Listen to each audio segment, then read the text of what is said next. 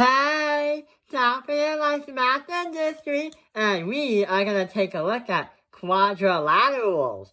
But in this case scenario, we're going to say that this is going to be for 10th graders, because you probably thought quadrilaterals were only for elementary school. If you ever learned about them, they're shapes that have 4 sides, because the word quad literally means the number 4. So, the most common ones are like parallelograms and squares. So what we're going to do is look at 7 shapes and understand, well, what makes them their shape. So what makes a square? We already understand from elementary school that a square has 4 sides and it has 4 congruent sides as well. We also have 90-degree angles too that are for them. So 4 is like the lucky number for this one. So what we're going to say is there are going to be congruent sides and also congruent angles. And we're going to say 4 parallel lines. Or we're going to say, in other languages, 2 sets of parallel lines. Because we have these 2 and these 2. So that's a square.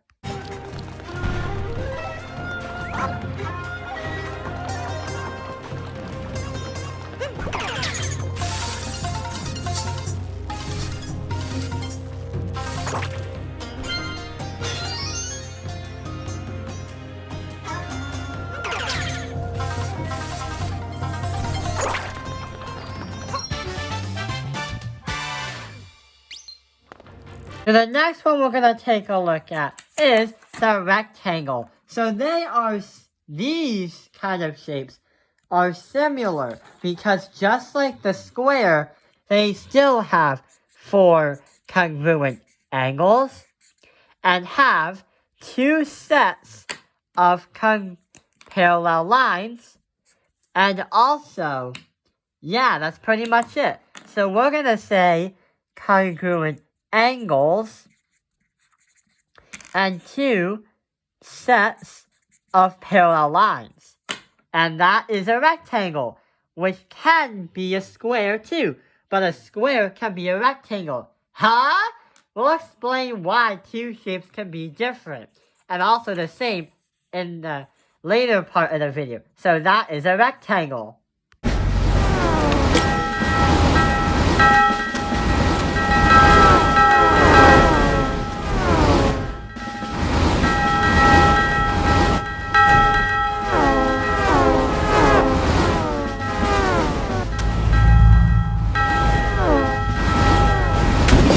So now, let's take a look at a kite.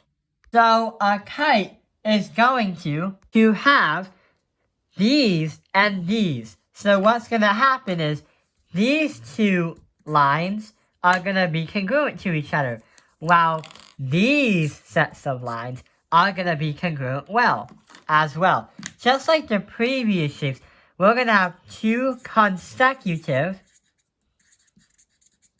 sides, so they both meet at each other, and we're going to say 2 sets of congruent lines. We are not going to say that there are no parallel lines. So in this case scenario, there doesn't seem to be parallel lines.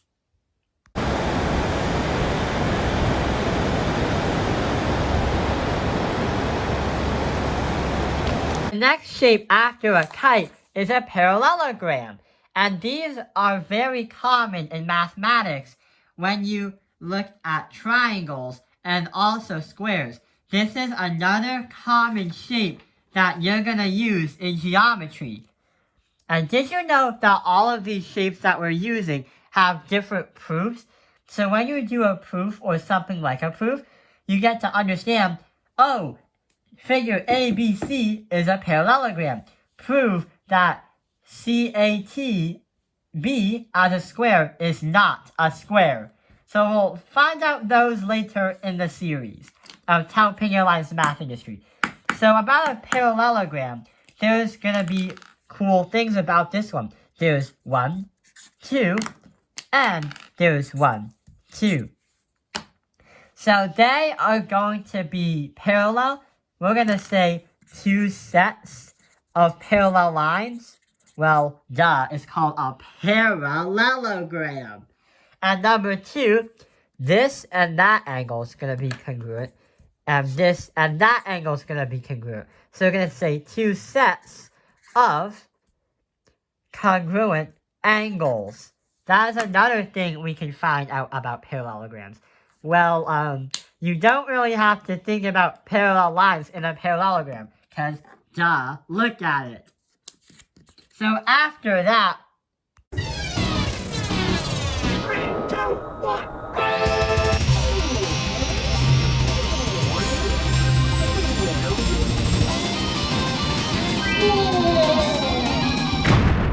You want to begin?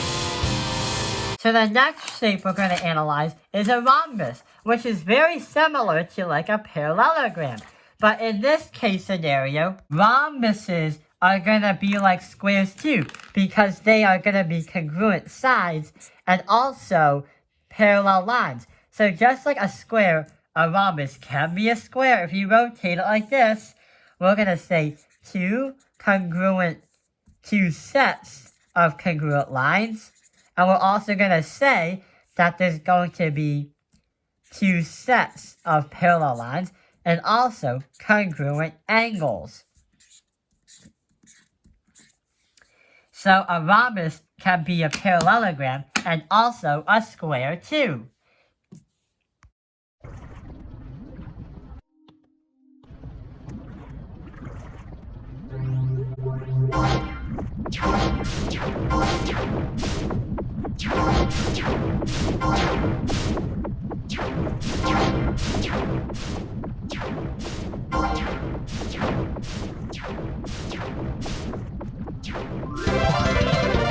We are going to look at 2 more shapes, I believe. So the next one is an isosceles triangle, which have these 2 congruent and also has these 2 angles congruent. The reason why it's called isosceles is because an isosceles triangle is going to have 2 congruent angles at the bottom that make it an isosceles triangle. But an isosceles trapezoid has the same kind of idea. There are going to be 1 set of parallel lines and also can have 3 bases. We have 1, 2, 3. A base only happens when you have something on the bottom and also something on the top. Like this is a base, this is a base, and this is a base. So what we're going to say is we're going to say 2 sets of congruent angles, 1 set of parallel lines, and we're also going to say 3 bases. So that is an isosceles trapezoid. And that last one we're going to take a look at is going to be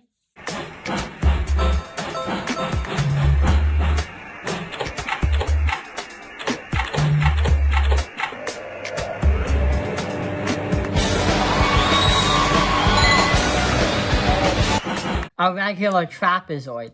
So we're going to have 1 set of parallel lines. So 1 set of parallel lines, and we're going to see that this is 90 and that is 90. So we're going to say 1 set of congruent angles, or right angles. That's a trapezoid. Done.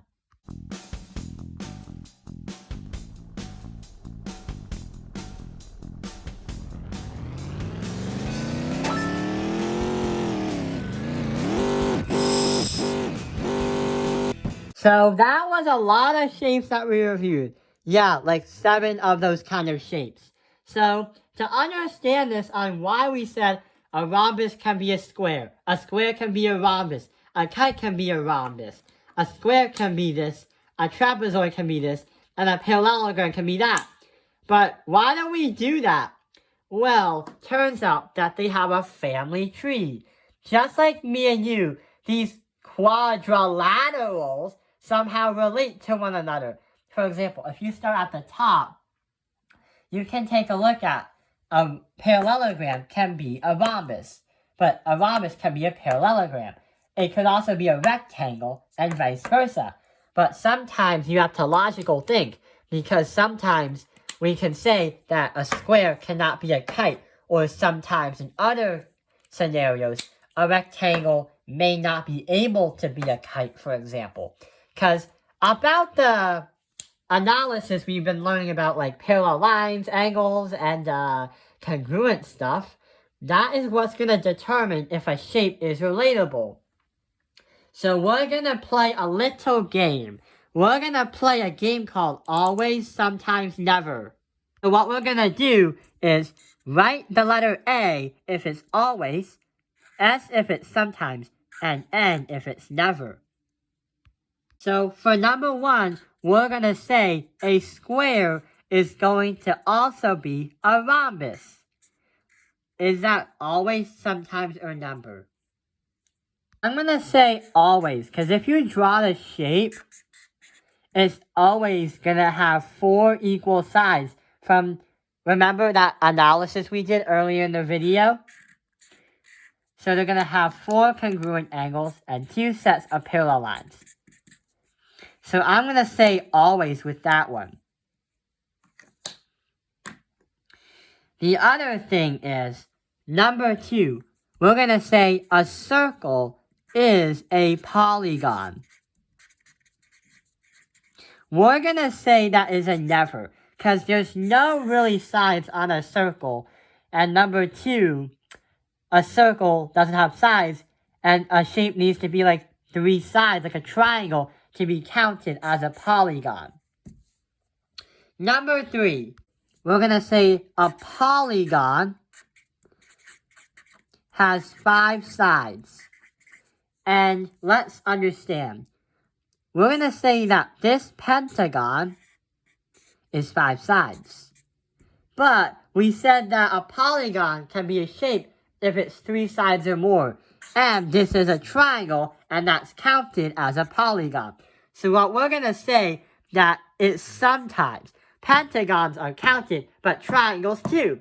So if you logically think about the dimension stuff, and also the analysis we made in the last papers that we made, using the chart is going to help you, because it's going to help you relate to something. Like squares can be rhombuses. Rhombuses can be squares. Rhombuses can be parallelograms, and vice versa. Rectangles can be squares. Squares can be rectangles, for example. Sometimes rhombuses can be kites, but not always. So that's why we play the game always, sometimes, never. I hope this video has helped you understand about quadrilaterals, the high school version. Thank you for watching Tao Penguin Math Industry. Like and subscribe.